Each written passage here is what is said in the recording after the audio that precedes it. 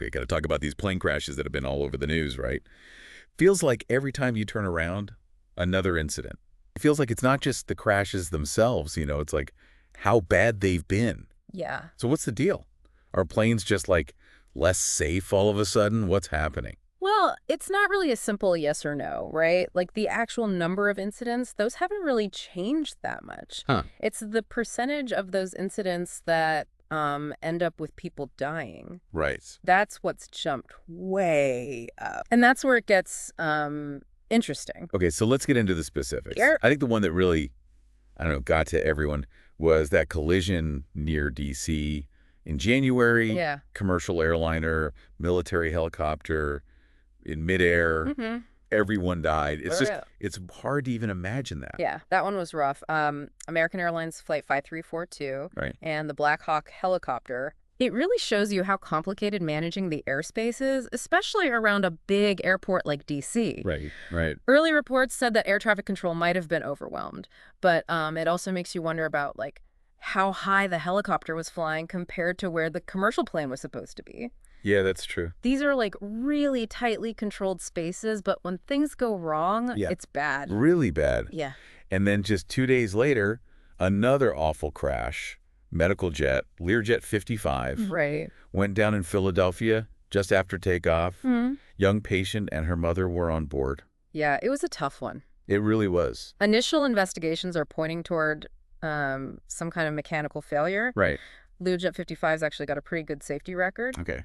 But, I mean, any aircraft can have problems. Yeah, of course. Doesn't matter how well you maintain it. Of course. It just shows you those safety layers are there for a reason. Absolutely. Mm-hmm. And then it kept going. Early February, Cessna Caravan went down in Alaska, 10 passengers. Oh, right, yeah. Alaska, I mean, the weather there is just, Oh, it's brutal. it's brutal. That Cessna Caravan crash, it was near Nome, Alaska, Yeah. really highlights how different the challenges to safety can be. Yeah. You've got everything from big commercial jets over cities Right. to smaller planes in, like, really tough conditions. It is like this whole, interconnected, It is. It's like a web. web of things that can go wrong. Mm-hmm. And it wasn't even just crashes either. That Delta flight that crash landed in Toronto during that snowstorm. Oh, right. Scary stuff, but thankfully everyone survived. Yeah, that was lucky. That was the Delta's CRJ 900, right? Yeah. Fortunate outcome for sure, but even when it's not a tragedy, Right.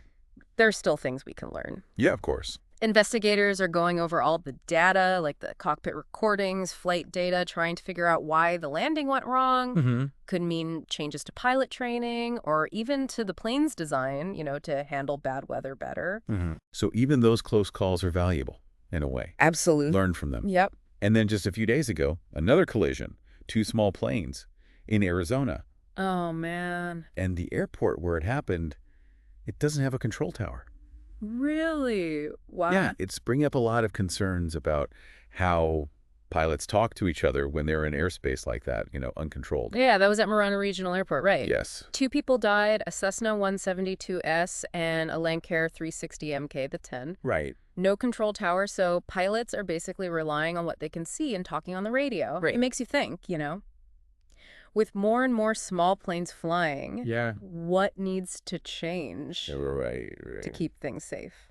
So it's like potential problems with air traffic control, mechanical failures, weather issues, and then communication breakdowns, all possibly contributing to this surge in crashes. Exactly. It's rarely just one thing, Yeah. Usually it's like a bunch of factors coming together at Yeah. the worst possible time. Yeah, like all these different things go wrong at once. Mm-hmm. It's like a chain, with multiple links. Okay. If just one link breaks, the whole thing falls apart. Right.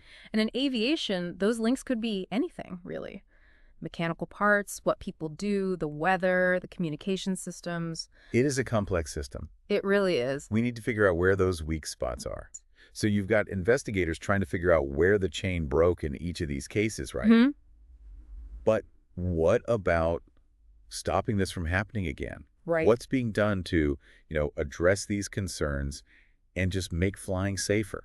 Well, the NTSB, the National Transportation Safety Board, and the FAA, the Federal Aviation Administration, they're always working on safety. Okay. Their investigations, they're not just about figuring out what caused the crash. Right. They're looking for, like, the underlying reasons Mhm. so they can make changes to stop similar incidents from happening. Can you give us some examples of what those recommendations might look like? Like, what kind of changes might actually happen because of all this? Sure, let's look at the DC collision, for example. Okay. If they find out air traffic control was really overwhelmed, they might recommend more staff Right. or new technology to help the controllers. Makes sense. People are even talking about using AI for air traffic management. Wow, that's interesting. Yeah, it's still early days for that, though. Yeah, of course. It's all pretty new. Right. Okay, what about the Philadelphia crash? The one where they think it was a mechanical problem. Well, that could mean stricter maintenance rules for that type of plane, Mm-hmm. Or they might look more closely at the plane's maintenance records, Okay. or even change how the plane is built. Interesting. The FAA is very careful about certifying planes and parts, but there's always room to improve.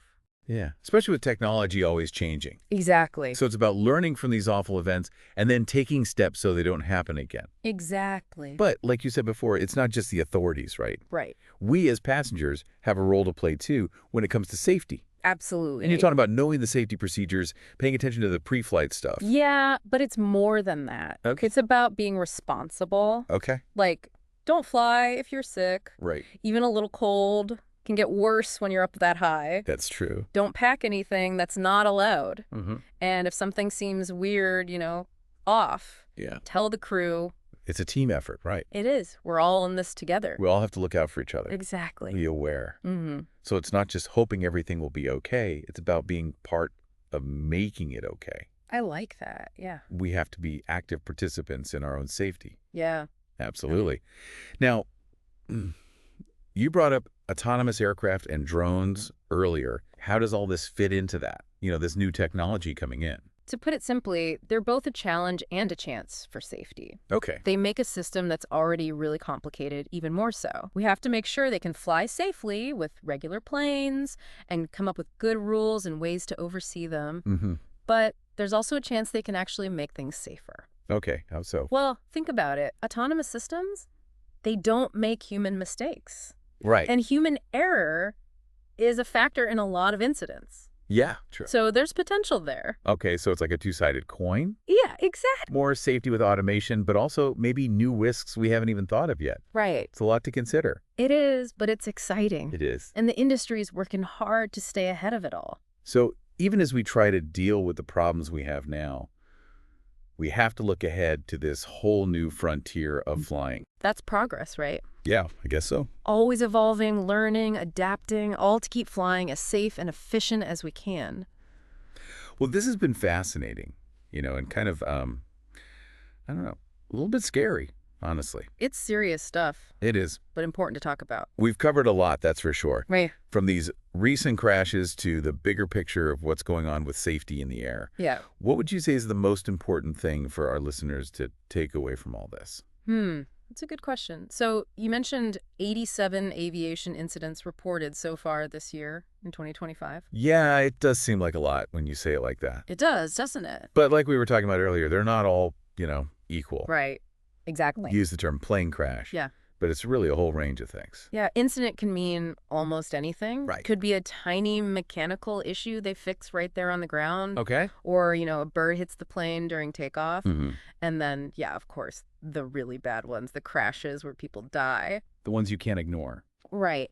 But the important thing is that each incident, even the small ones, Yeah. they get investigated and recorded. Makes sense. It's all data, helps us see trends, figure out where things need to improve. So out of those 87 incidents, how many were actually, fatal crashes? As of February 19th, we've had 13 fatal crashes in the U.S. 13. Yeah, and at least 85 people have died in those crashes. It's heavy stuff. It really is. Okay, so the total number of incidents might be similar to past years, Right. but more of them are ending in fatalities. That's the scary part. Exactly. That's the trend we're seeing, and it's a worrying one. When you compare it to, say, early 2024, Right. there were fewer fatal crashes back then. Yeah, even though the overall number of incidents was similar. So something's different, Definitely. and we need to figure out what it is. Absolutely. So what's causing this increase in fatal crashes? Is it like one big thing, or is it more complicated than that? It's almost never one single thing in aviation. Right, we talked about how complex it is. Exactly. All those layers of systems and procedures designed to prevent accidents. Mm-hmm. But when those layers break down, it's usually a bunch of factors coming together. Like a perfect storm. Yeah, that's a good way to put it. A bunch of little things go wrong, and then suddenly It becomes a big thing. disaster. That's why those investigations are so detailed. They have to be. Yeah, It's not just about finding the one thing that caused it. right. It's the whole story. Exactly. The whole chain of events. So you've got investigators working on that, trying to find the weak points. Right. But what about actually preventing this from happening again? Yeah. Are there things being done to make flying safer? I mean, right now. Absolutely. The NTSB and the FAA, they're always working on safety improvements. Those investigations often lead to new recommendations and regulations. Okay. Trying to close those gaps, strengthen those weak links. So they are being proactive. Yeah, they're analyzing data constantly, looking for patterns, trying to stay ahead of the curve. Okay, so they're not just waiting for something bad to happen. No, not at all. They're trying to anticipate problems. Exactly. Can you give us some examples? Like, what kind of changes are we talking about? Sure, let's go back to that DC collision. Okay. If it turns out air traffic control was overwhelmed, they might increase staffing levels Right. or implement new technologies to help the controllers manage all that traffic. That seems logical. There's even talk of using artificial intelligence for air traffic management. Wow, AI, really? Yeah, it's still early days, but it has potential. So that could be a big change. It could be. What about the Philadelphia crash, the one where they suspect it was a mechanical problem?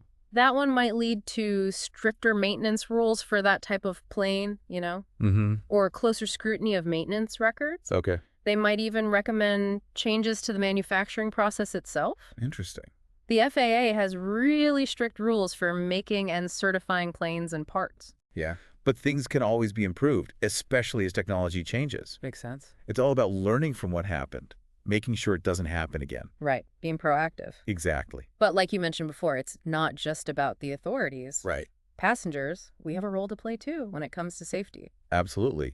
While we can't control things like air traffic control or aircraft maintenance, Right. we can still make a difference. So. It's about being a responsible traveler. Okay, like what?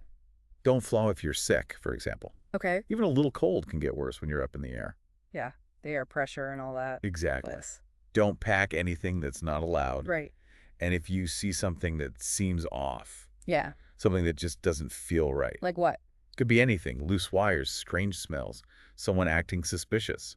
Okay. Report it to the crew immediately, no matter how small it seems. So it's a shared responsibility. It is. We're all in this together. We have to be vigilant. Exactly. We can't just assume someone else is taking care of everything. Right. We all have to do our part. Okay, before we wrap up this part of the conversation, you mentioned autonomous aircraft and drones. Yes. Those are game changers. How do they impact the discussion on aviation safety? That's a big question, one that deserves a deep dive of its own. Yeah, I bet. But the short answer is, they're both a challenge and an opportunity. Okay, how so? Well, they add a whole new layer of complexity. Makes sense. We have to make sure they can safely share the airspace with traditional aircraft. Right. And we need to develop strong regulations and ways to keep an eye on them. That's a lot. It is, but they also have the potential to make things safer. Really? How? Well, autonomous systems, they don't make human errors. Right, that's the idea. And human error is a factor in a large percentage of aviation incidents. So less human error, less risk? Potentially, yes. So it's a trade-off then. You could say that. We could get increased safety through automation, but also new risks that we haven't even thought of yet. Exactly. It's a rapidly evolving field. It is. The whole aviation industry is working hard to stay ahead of the curve. It's a lot to keep up with. It is, but it's crucial. Well, this has been a fascinating discussion, and to be honest, a bit sobering too. Yeah, it's serious stuff. It is a lot to think about, It is, but that's why we're having this conversation. to raise awareness. Exactly. Knowledge is power. We've covered a lot of ground here, from those recent crashes to the bigger picture of aviation safety. We have. It's a complex issue. It is, and I think it's fair to say there are no easy answers.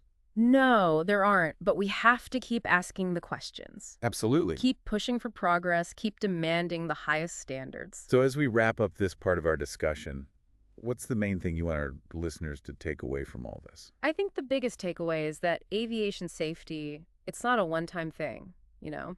Yeah, it's not like you just solve the problem and then you're done. Exactly. It's ongoing. It's this constant process of being vigilant, working together, and learning from everything that happens, good and bad. It feels like we're trying to, like, solve a puzzle where the pieces keep changing. That's a good way to put it. It's dynamic, always evolving. Right. Technology changes, rules change, even what people expect changes. What's considered safe today might not be good enough tomorrow. So how do we stay ahead of all that? It's a mix of reacting to incidents and trying to be proactive, you know? Okay, so we learn from the past. Right, we dig into the data, figure out where things went wrong, and make changes to prevent it from happening again. But then there's this whole proactive side, too. Yeah, trying to anticipate risks before they become incidents. What does that even look like? Well, think of it as a multi-layered approach. Okay, It starts with research and development. makes sense. Scientists and engineers are constantly working on new technologies to make things safer. Okay, what kind of stuff? You've got things like advances in aircraft design, using lighter, stronger materials, more efficient engines, and even things like predictive maintenance. What's that? It's where they use sensors to try and catch problems before they get serious. So they know something's wrong before it actually breaks. Exactly, like giving the planes a sixth sense for safety. That's amazing. It is pretty cool. And then there's the whole regulatory side of things. Right. The FAA sets all the safety standards for everyone involved, airlines, manufacturers, pilots. Right. They're always reviewing those standards, making sure they're up to date. Okay, so it's this continuous process of assessment, improvement, and then putting those improvements into practice. Exactly. But it's not all about technology and rules, is it? No, you can't forget about the human factor. Right, people make mistakes. Even with all the fancy technology we have, human error is still a big part of the picture. So how do we address that? Training is key. Right, for pilots, air traffic controllers. Yep. And maintenance crews, everyone. You're trying to create a culture of safety. Exactly, where everyone feels empowered to speak up if they see something that's not right. Even if it seems small. Especially if it seems small. Because those small things can snowball. They can, and we need to catch them before they do. So it's about building a system where everyone's accountable. Right, from the people who design the planes to the people who fly them to the passengers on board. We all have a role to play. We do. It's a collective effort. So as we wrap up our conversation here about these recent incidents and what they mean for aviation safety, Yeah. what's the key message for our listeners? What do you want them to remember? I think the most important thing is that aviation safety is an ongoing process. Okay. It's never finished. Right. Always room for improvement. Exactly. It requires constant attention, collaboration, and a commitment to learning from everything, both our successes and our mistakes. It's a complex field, and it's always changing, right? It is, but that's what makes it so fascinating. And let's not forget, even with these recent tragedies, flying is still statistically very safe. These incidents, as awful as they are, they're still relatively rare. Right. Important to keep things in perspective. Absolutely. We shouldn't let fear overshadow all the amazing progress that's been made in aviation safety over the years. Yeah, we have come a long way. We have, and we're continuing to make progress every day. Well said. This has been a really thought-provoking conversation. Thank you so much for joining us and sharing your insights. It's been my pleasure. Always happy to talk about this important topic. And to our listeners, thanks for joining us on this exploration of aviation safety. It's a complex issue, no easy answers. But by staying informed, asking questions, and demanding the highest standards from the industry, we can all help make flying safer for everyone.